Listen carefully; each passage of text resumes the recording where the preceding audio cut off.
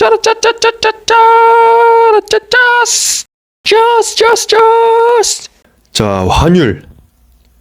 이런 세계 자유무역 시장에서 환율이 아주 쌈뽕하게 중요한 놈이지. 환율이 뭔지, 환율이 왜 오르고 내리는지, 그렇게 오르고 내리면 우리나라는 어떻게 되는지 아주 소이시하고 소 심플하게 시부리 줄게. 따라온나. Let's get it. Let's get it.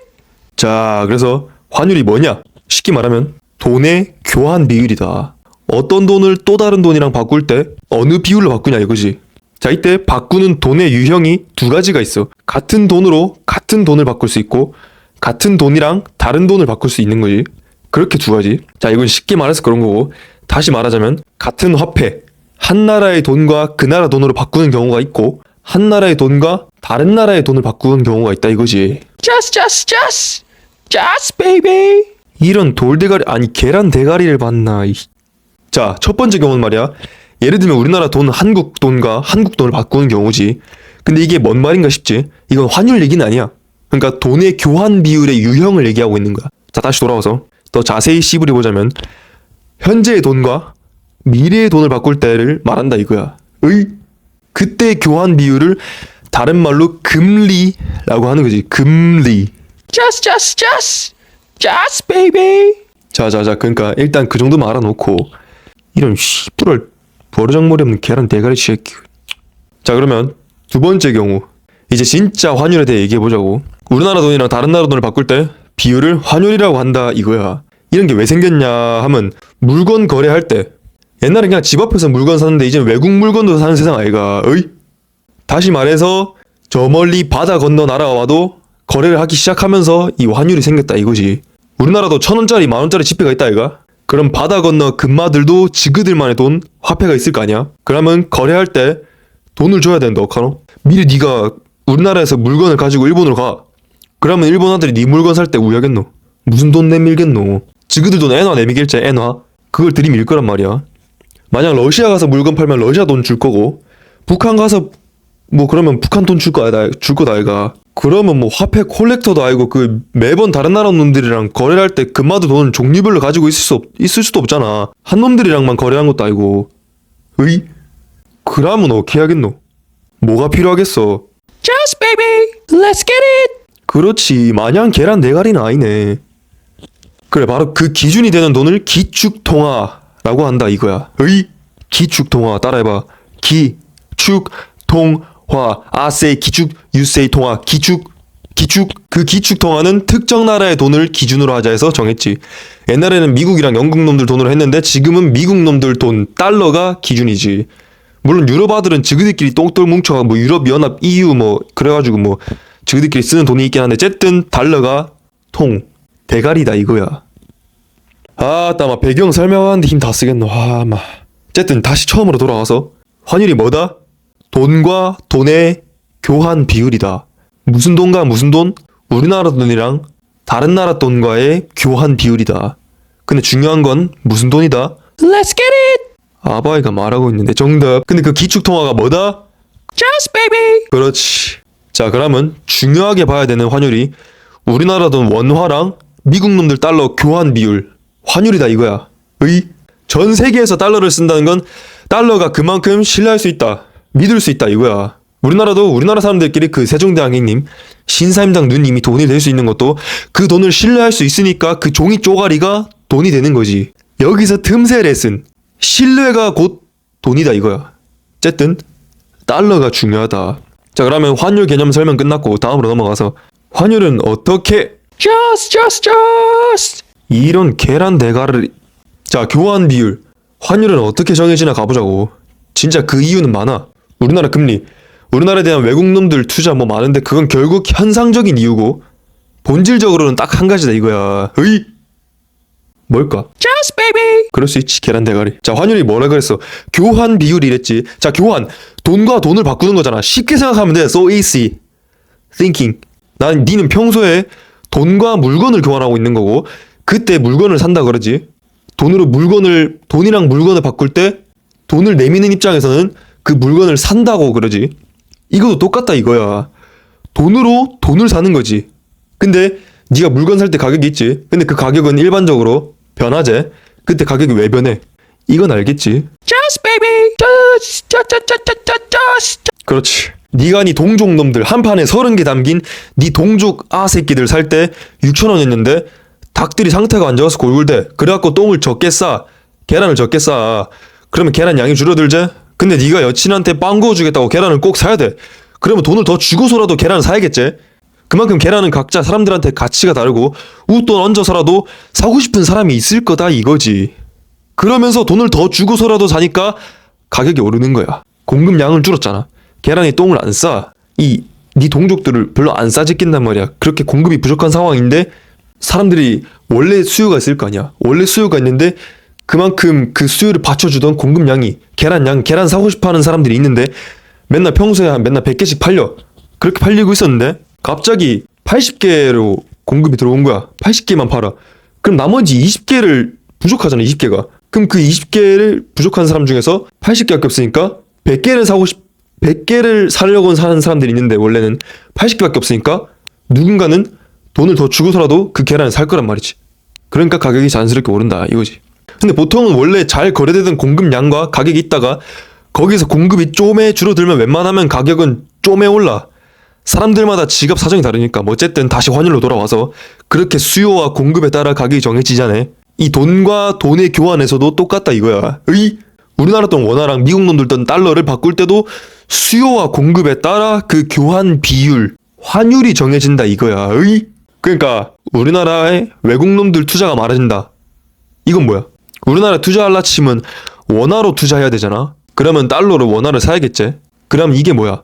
원화가 필요하다는 거지. 원화가 필요하다. 이게 뭐고? Just baby. Just.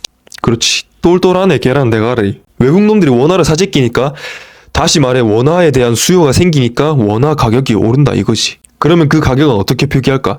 달러가 기준이니까 금마들한테 우리가 맞춰줘야겠지. 그래서 1달러당 원화가 얼만지로 표기한다 이거야. 항상 1달러당 원화가 얼만지만 생각하면 되는 거야. 그게 우리나라에서 원달러 환율 기본값이다 이거야.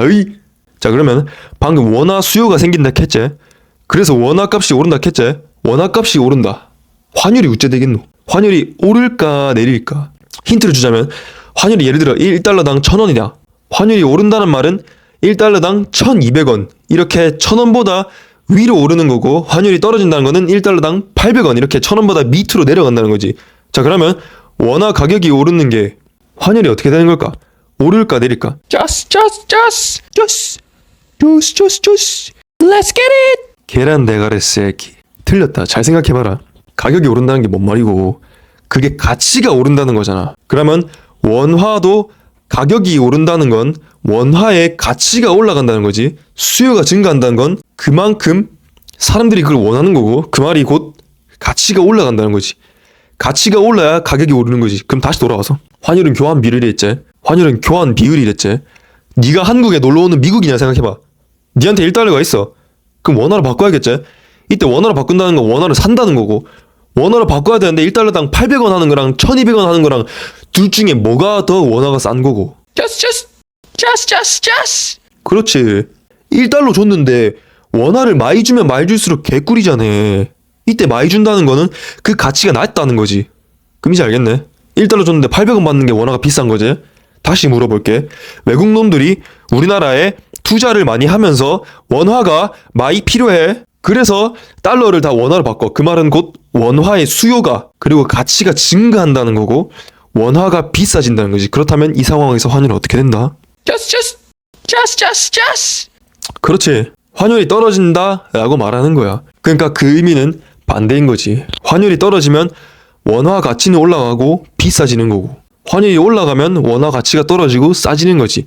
어쨌든 환율이 왜 바뀌는지를 알아봤다. 아따 자꾸 말이 길어지네. 네가 아예 모르니까 이렇게 친절하게 설명을 박는 거니까 양해하자. 자 이제 마지막으로 우리가 지금 궁금하고 중요한 거, 환율이 오르내림에 따라 뭐가 어떻게 되는 거냐 이거지. 자 결론부터 말하면 환율이 오를 때 원화 가치가 떨어질 때 어떻게 되냐. 원화 가치가 떨어진다. 무슨 말이야? 원화가 쓸모가 없다는 거지. 그러면 원화를 가지고 있으면 안 되니까 달러를 바꾸게 되는 거고 수요와 공급에 따라서 환율이 오를 거고 외국 애들 입장에서는 원화로 된 자산, 우리나라 부동산, 주식이 가치가 떨어지는 거지. 근데 우리나라에서 외국 애들한테 물건 팔 때 수출할 때는 이득이야. 우리나라에서 1,000원 하는 양말을 미국 애들한테 판다 생각해봐. 미리 네가 미국이냐? 한국 양말을 보니까 1,000원이야. 근데 1달러에 1,000원이랬으니 한국 양말이 1달러인 거지. 근데 미국에서도 1달러야. 그러면 굳이 한국에서 살 필요가 없지.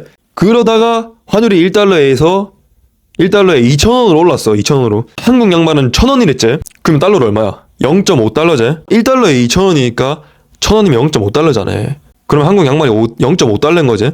더 싸지? 그러면 한국 양말 살만하지. 그렇게 한국 제품을 사람들이 사게 되는 거야. 그러니까 원화가 오르면 미국에 물건 파는 한국 기업은 개꿀인 거지. 열라 뻥따이. just. 자, 달러가 세계의 거래의 기준이 되는 돈. 기축통화니까 문제가 생기는 거다 이거야. 으이! 기축통화니까 신뢰가 있지. 그니까 가치가 있는 거지. 가치가 있으면 가지고 있어야겠고 그게 안전하겠지. 근데 가치가 없으면은 가지고 있으면 안 되지. 말 그대로 가치가 없으니까 나한테 필요가 없다는 거니까 바로 쓰레기통에 갖다 박아야지. 바로 쓰레기통에. 근데 환율이 오른다. 다시 말해 원화 가치가 떨어진다. 그러면 원화로 거래가 되는 것들 싸그리 가치가 떨어진다는 거지.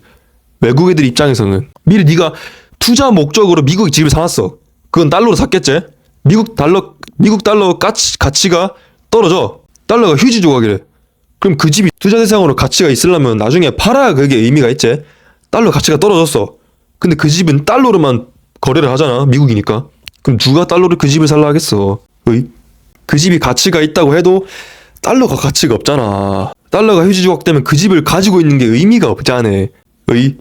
그게 그냥 실거주 목적으로 그 집을 산 게 아니면은 사줄 사람, 달러를 들고 있는 사람이 없는데 그러면 달러가 휴지 조각이 되기 전에 다른 가치가 있는 안전한 돈으로 바꿔놔야겠지. 달러가 똥이 된다는 분위기가 생기면서 달러가 똥이 되는 속도는 더 빨라지는 거지. 너도 나도 그냥 달러를 버리고 다른 돈을 바꿀 테니까. 그게 지금 우리나라에서 걱정하고 있는 거지. 환율이 적당히 오르는 건 괜찮아. 오히려 개꿀이야. 우리나라는 수출을 먹고 사는 나라니까 개꿀이지. 연락 뻥따이. 근데 그게 적정선이 있지. 딱 어느 정도까지는 안정적이다. 개한타 하는 수준.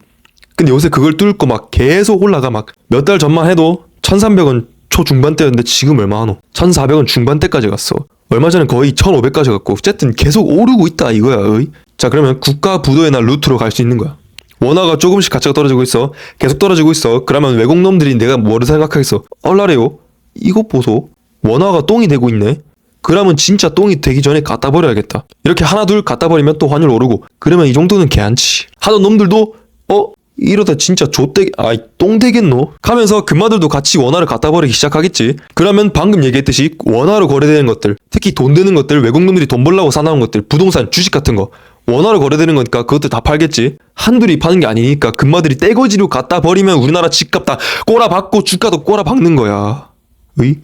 그럼 이제부터 헬 조선 게이츠 오픈 열린다 이거야. 의?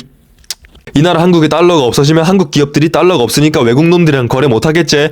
돈벌이가 줄어들겠지. 회사 부도 나겠지. 거기 직원들 길바닥에 나앉겠지. 근데 우리나라 부동산 부채 비율 집 살라고 대출받은 규모가 쌈뽕하지. 대출이자 갚아야 되는데 길바닥에 나앉았으니 이자도 못 갚겠지. 돈 아껴야 되지. 사람들이 물건 안 사지. 한국 기업들 외국에서도 물건 못 팔고 앉아있는데 우리나라에서도 물건 안 팔리지. 물건 남아 돌지. 물건 안 만들제. 공장 문 닫제. 회사 줄줄이 망하제. 길바닥에 사람들 더 많아지제. 대출이자 갚는 사람 더 줄어들제. 은행에 집 담보로 대출했제. 은행은 그 집 팔아서 돈 받아내겠제. 경매로 올라오겠제. 경매니까 싸게 올라오겠제. 근데 원래도 외국 놈들이 갖다 버리고 있으니까 싸게 팔고 있으니 평소보다 더 싸게 팔겠제. 집값이 더 빨리 떨어지겠제. 그냥 진짜 똥인지 집인지 구분 못하겠제. 그럼 사람들이 회사에서 잘리고 길바닥에 나앉는 게 아니라 진짜 길바닥에 나앉게 생겼제. 아주 그냥 총체적 난국 헬 게이트 렛츠 기릿이다 이거야. 의. just. 그러니까네 그 환율도 나라에서 중요하게 계속 감시하고 적정선을 유지하도록 관리하는 거야. 외환 보유액을 manage 하는 거지. 나라의 달러를 어느 정도 갖고 있는 거지. 위기 상황에 쓸 수 있게. 그 보유액이 또 원화의 신뢰를 뒷받쳐 주는 거고. 그래서 일부러 그 달러 보유하는 것만으로도 달러 보유액 수만큼으로도 그 나라의 국가 신용 등급 그것도 좌지우지 된다니까. 그래서 일부러 진짜 달러가 우리나라에 필요 없는데도 일부러 달러를 미리 확보해 놓으려고 막 뭐 그런 뭐 스왑 나라 간의 자기 그런 국가 간의 통화를 이렇게 화폐를 이렇게 쟁여 놓겠다 그런 거래를 일종의 스왑이라고 하는데 그 스왑을 막 캐나다, 미국 이렇게 우리나라도 알게 모르게 지금 다른 나라들이랑 많이 거래를 하고 있는 거고 언제든지 우리나라가 필요할 때 니네 돈을 줄 수 있는 그런 거래. 어쨌든 담아 말이 너무 길었다. 흠이 빡신 거. 자 근데 이 야바이는 부자를 목표로 한 사람이기에 이렇게 알고만 끝내면 섭하지. 어떤 상황에서는 돈을 벌 수 있고 어떤 상황에서는 돈을 벌려는 궁리를 해야지. Thinking about money. How can I be rich man, wealth man, young and rich guy? Let's get it. 이런 상황에서 어떻게 돈을 벌 수 있을까나? 이제부턴 그냥 이 야바이 생각이야.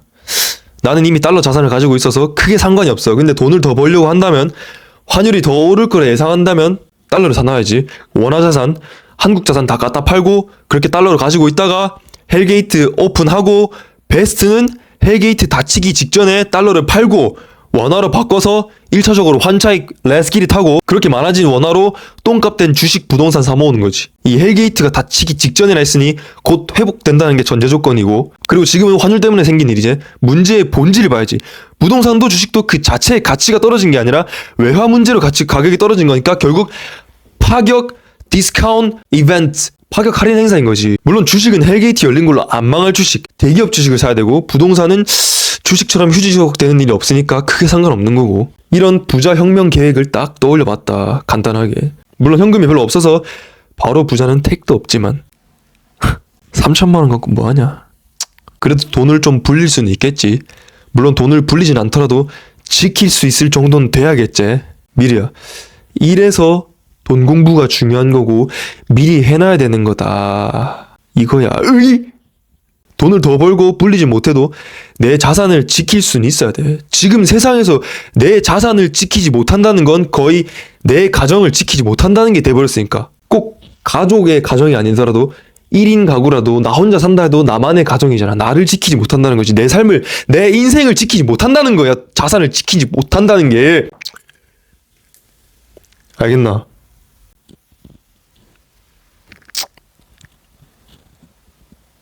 조스. 자 그러면 환율 수업 여기서 끝. 돈 공부 passionately 열정적으로 들어가자.